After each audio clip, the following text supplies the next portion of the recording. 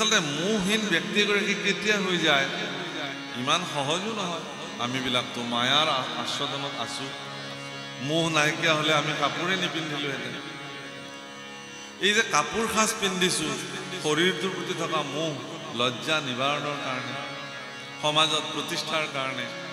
9 গৰাকী সিদ্ধ পুৰুষ পৃথিৱীলৈকে আহিল কবি হবি পিপ্পলায়ন প্ৰবুদ্ধ আবিৰ্ভূত্ৰ দ্ৰমিল সমহ কৰভাজন প্ৰমুখে এই 9 গৰাকী সিদ্ধ পুৰুষে আহি মহাৰাজ নিমিৰ ৰাজসভাত উপস্থিত হয় আৰু মহাৰাজ নিমিয়ে তেওঁলোকক 9টা বিশেষ প্ৰশ্ন নিবেদন কৰিলে আৰু সেই প্ৰশ্নসমূহৰ যথোচিত 9 গৰাকী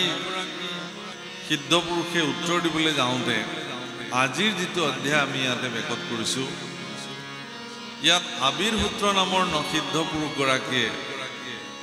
ভক্তিৰ অত্যন্ত সুগম পথ এটি তেওঁ নিজ মুখে ব্যক্ত কৰিছে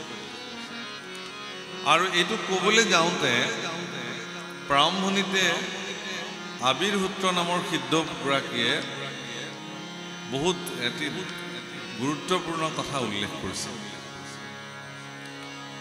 কৈছে যে কৃষ্ণকে আত্মা ঈশ্বৰ বুলিয়া ধৰিছে যিটো ভকতে তাকে সে পৰম সুহৃদ বুলিয়া মানিবে মনে সত ভগৱান কৃষ্ণকে আত্মা বুলি মানি যিজনে ল'ব পাৰিছে সেইগৰাকী ভকতকহে ভকত বুলি মানিব পৰা যায় মানে বিষয়টো এনেকুৱা যে কোনে কৃষ্ণক আত্মবোধ দৃষ্টিৰে চাইছে আমাৰ নিচিনা মনুষ্যসকলে তাক আমি নিৰ্ণয় কৰিব নোৱাৰো এখেতে কৃষ্ণক আত্মা বুলি মানিছেনে নাই এই কথাটো আমি এখেতক দেখিলে অনুভৱ কৰিব নোৱাৰো বা মই নিজেই ভগৱান কৃষ্ণক আত্মা বুলি মানিছোনে নাই এই কথাটো আপোনালোকে ঠাৱৰ কৰিব নোৱাৰে যেহেতু আমি কোনেও ঠাৱৰ কৰিব নোৱাৰো কোনে কৃষ্ণক আত্মা বুলি মানিছে শাস্ত্ৰই কৈছে যে এগৰাকী ভকত হ'বৰ কাৰণে তেওঁৰ প্ৰাৰম্ভিক স্তৰত তেওঁ সমস্ত ভূতৰ প্ৰতি আত্মবোধ দৃষ্টি দিবই লাগিব সেইকাৰণে একাদশ স্কন্ধত কৃষ্ণ উদ্ধৱ সংবাদত ভগৱান কৃষ্ণই ভক্তিৰ যি ধাৰা কেনেকৈ ভক্তি কৰিব তাক ক'বলৈ যাওঁতে কৈছে সমস্ত ভূততে বিষ্ণু বুদ্ধি নোহে যাৱে কায় বাক্য মনে অভ্যাসিবা আহি ও সমস্ত ভূততে আত্ম বুদ্ধি নোহে যাৱে কায় বাক্য মনে অভ্যাসিবায়ে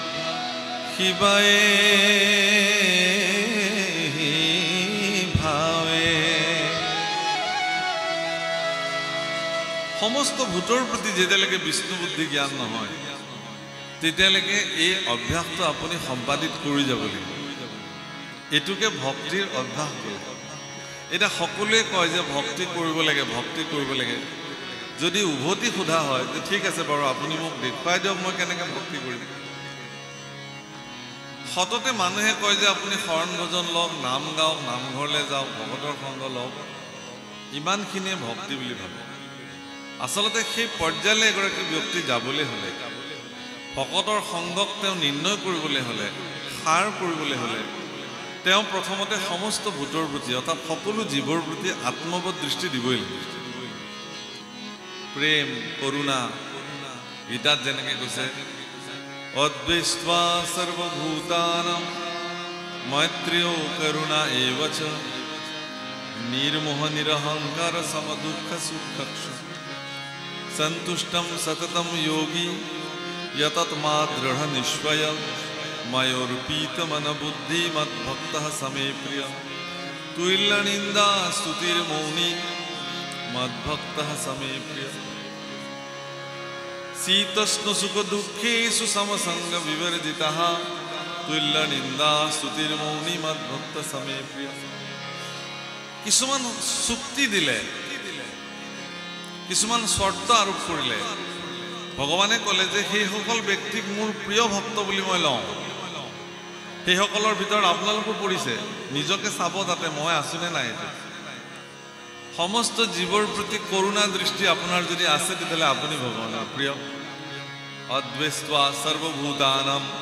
সকলো ভূতৰ প্ৰতি হিংসা শূন্য দৃষ্টি আপোনাৰ আছেনে নাই নিৰ্মোহ নিৰহংকাৰ সমদুঃখ সুখ ক্ষমী মোহহীন আচলতে মোহহীন ব্যক্তি এগৰাকী কেতিয়া হৈ যায় ইমান সহজো নহয় আমিবিলাকতো মায়াৰ আশ্ৰদনত আছো মোহ নাইকিয়া হ'লে আমি কাপোৰে নিপিন্ধিলোহেঁতেন এই যে কাপোৰ সাজ পিন্ধিছো শৰীৰটোৰ প্ৰতি থকা মোহ লজ্জা নিবাৰণৰ কাৰণে সমাজত প্ৰতিষ্ঠাৰ কাৰণে অলংকাৰ পৰিধান কৰিছো সমাজত প্ৰতিষ্ঠা লাভৰ কাৰণে আত্ম সন্তুষ্টিৰ কাৰণে গতিকে মোহহীনভাৱে এজন ব্যক্তি জগতত জীয়াই থাকিব নোৱাৰে মায়াহীনভাৱে এজন ব্যক্তি জীয়াই থাকিব নোৱাৰে যিদিনাখন তেওঁৰ মৃত্যু হ'ব সিদিনাখনহে তেওঁ মায়াৰ পৰা মুক্ত হৈ যাব কিন্তু ভক্তসকলৰ হাতত এটা ক্ষমতা থাকে সেই ক্ষমতাটো কি যে সকলো বিষয়তে মায়াই তেওঁলোকক নিয়ন্ত্ৰিত কৰিব নোৱাৰে বুজিছেনে কথাটো সকলো দিশতে মায়াই তেওঁলোকক ভ্ৰমিত কৰাব নোৱাৰে যেটো ভাগৱতত বিপ্ৰলিপ্সা শব্দ ব্যৱহাৰ কৰিছে বিপ্ৰলিপ্সা মানে মায়াৰ যেটো ভ্ৰম অৰ্থাৎ এন্ধাৰত এডাল জৰিকো মানুহে সাপ বুলি দুইকোপ মাৰি থৈ আহিব কিন্তু যেতিয়া ৰাতিপুৱা সূৰ্য উদয় হ'ব তেওঁ সেই স্থানলৈ বোলে মই মাৰি থৈ অহা সাপডাল হয়নে নহয় চাব দেখিলে যে সেইডাল এডাল জৰি আছিলে এইডাল যে জৰিতে সৰ্প জ্ঞান কৰিলে এইটো ভ্ৰম বুলি আৰু এইটো হ'ল কেনেকে মায়াৰ প্ৰভাৱ গতিকে সৰ্বস্তৰতে এজন ব্যক্তি ঈশ্বৰমুখী হ'বৰ কাৰণে ভগৱানৰ সমীপলৈ যাবলৈ হ'লে তেওঁৰ কাৰণে প্ৰচণ্ড বাধা হিচাপে এখন বেৰ থিয় হৈ আছে সেইখনৰ নাম হ'ল মায়া যিসকল ব্যক্তি এই মায়াৰ প্ৰাচীৰখনক ভেদ কৰিব পাৰিছে তেওঁলোকে ভগৱন্ত প্ৰাপ্তিৰ কাৰণে তেওঁলোকৰ পথ সুগম হৈছে তাৰ কাৰণে কিছুমান উপায় প্ৰদান কৰিছে সেই উপায়খনৰ ভিতৰত আজি আপোনালোকে ইয়াতে যিটো আয়োজন কৰিছে এইটো এটা উৎকৃষ্ট উপায় যে আজি আপোনালোকে ইমান টকা পইচা খৰচ কৰি মই দেখিছোঁ আমাৰ দিলীপ চাংমাই বা আমাৰ পৱন ফুকন বা আমাৰ এখেতলোকে মানে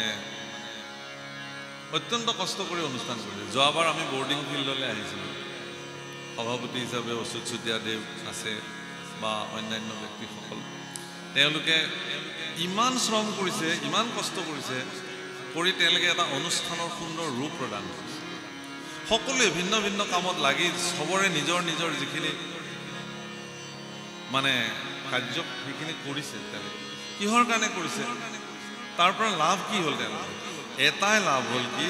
যে সহস্ৰ সহস্ৰ মানুহে এটা নিৰ্দিষ্ট স্থানত গোট খাইছে আৰু তাত গোট খোৱা এই সহস্ৰ সহস্ৰ মানুহৰ সেইখিনি সময়ত এটাই সকলোৰে চিন্তা যে আমি তালৈকে যাম ভকতৰ সংগ পাম নাম পাম ঈশ্বৰ দৰ্শন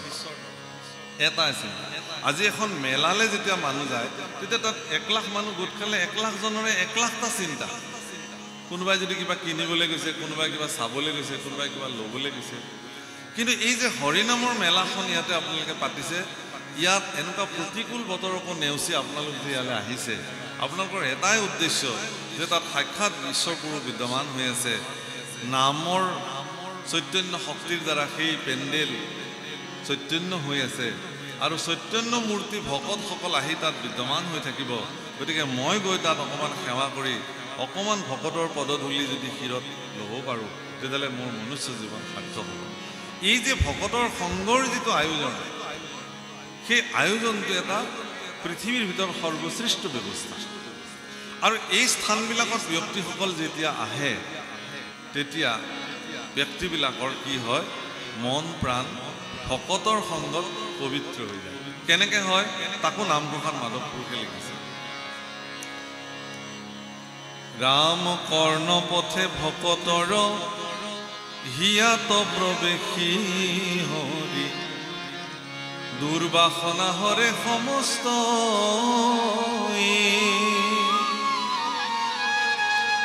জলৰ যতে কোমল যেহেন শৰত কালে স্বভাৱতে নিৰ্মল কৰ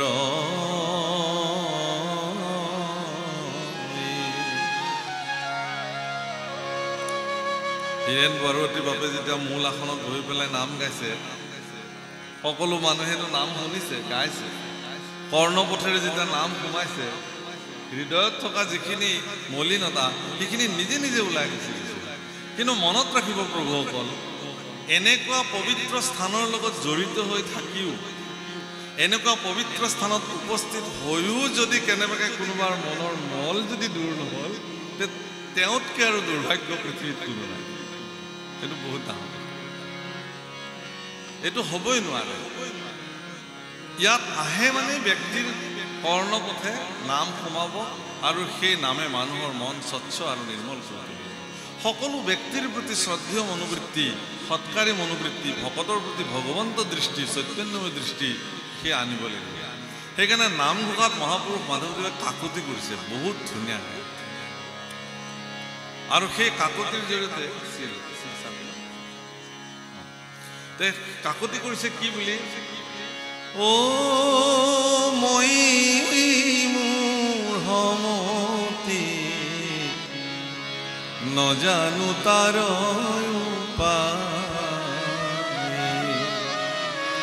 মই আচলতে উপায় নাজানো ভগৱান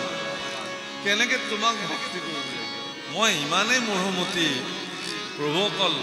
আমাৰ ভিতৰত থকা যিটো ঘমণ্ড অহংকাৰ যে মই নাম গাইছোঁ মই পাঠ কৰিছোঁ মই ঈশ্বৰৰ কৰ্ম কৰিছোঁ মোৰ ভক্তি সিদ্ধ হৈছে না মহাপুৰুষ মাধৱদেৱৰ নিচিনা পুৰুষে কৈছে যে মই মোহমতি নাজানো তাৰ উপায় মই উপায়টো বিচাৰি পোৱা নাই হে ভগৱান তোমাক ভক্তি কৰি কেনেকৈ সিদ্ধ কাৰণ যিসকল ব্যক্তিয়ে ভক্তৰ তালিকাত নিজৰ নাম সন্নিৱিষ্ট কৰিছে সেইসকলে গোটেই জীৱনজোৰা তেওঁলোকৰ বল বুদ্ধি পৰাক্ৰম সকলো ভগৱানৰ কাৰণে ব্যৱহাৰ কৰিছে এক নম্বৰতে আহিছে হনুমানৰ নাম যিদিনাখনে ভগৱন্ত ৰামচন্দ্ৰক তেওঁ সাক্ষাৎ পাইছিলে প্ৰথম কাম কি কৰিছিলে জানে হনুমন্তে ৰাম আৰু লক্ষ্মণক কান্ধত তুলি লৈ পেলাই কিষ্কিন্ধা পাহাৰলৈ গৈছে প্ৰথম কাম এই যে প্ৰভুক কান্ধত তুলি ল'লে তাৰমানে ভগৱন্ত পুৰুষৰ ভাৰ তেওঁ নিজে কাণ পাতি ল'লে আৰু সিদিন পৰা নিৰন্তৰ এটা ক্ষণ জিৰণি নোলোৱাকৈ কেৱল আৰু কেৱল ভগৱন্ত পুৰুষৰ নামত নিজৰ বল বুদ্ধি পৰাক্ৰম ব্যৱহাৰ কৰিছে গোস্বামী তুলসীদাসে ৰামচৰিত মানসত বা হনুমান চালিচা বুলি যি লিখিছে সেই হনুমান চালিচাত কিছুমান শব্দ ব্যৱহাৰ কৰিছে কি কৰিছে বুদ্ধিমতাম বৰিষ্ঠম জ্ঞানী নাম অগ্ৰগণ্য জ্ঞানীসকলৰ ভিতৰত এক নম্বৰত বুদ্ধিৰ ভিতৰত অত্যন্ত পৰাক্ৰমী অতুলিত বলধাম তেওঁৰ শৰীৰটো প্ৰচণ্ড শক্তিৰ যেন ভঁৰাল তাতকৈ ডাঙৰ কথা কৈছে ৰাম ৰসায়ন তুমৰি পাছা সদা ৰহু ৰঘুনাথ কি দাসা ৰসায়ন শব্দৰ অৰ্থটো হ'ল ঔষধ সংসাৰ ব্যাধিৰ একমাত্ৰ ঔষধে হ'ল ৰাম নাম আৰু সেই মহৌষধ হনুমানৰ হাতত আছে সেইকাৰণে কৈছে যে ৰাম ৰসায়ন তুমৰি পাছা সদা ৰহু ৰঘুনাথ কি দাসা সদায় তুমি ৰঘুনাথৰ দাস হিচাপে থকাৰ কাৰণে তোমাৰ হাততে সেই সংসাৰ ব্যাধিৰ ঔষধ থাকিল তাৰমানে এই কথাটো আপোনালোকেও কৈছে যিমানে আপোনালোকে ভগৱন্তৰ দাস হ'বলৈ যাব সিমানে সংসাৰ ব্যাধিৰ পৰা মুক্ত হোৱা ৰাম নামৰ মহৌষধ আপোনাৰ হাতত মজুদ হ'ব কিমতে ভক্তি কৰিব তোমাক হৰি হৰি হৰি হৰিয়ে ও মই মোৰ সমতি নজানো তাৰ ও মই মোৰ সমতি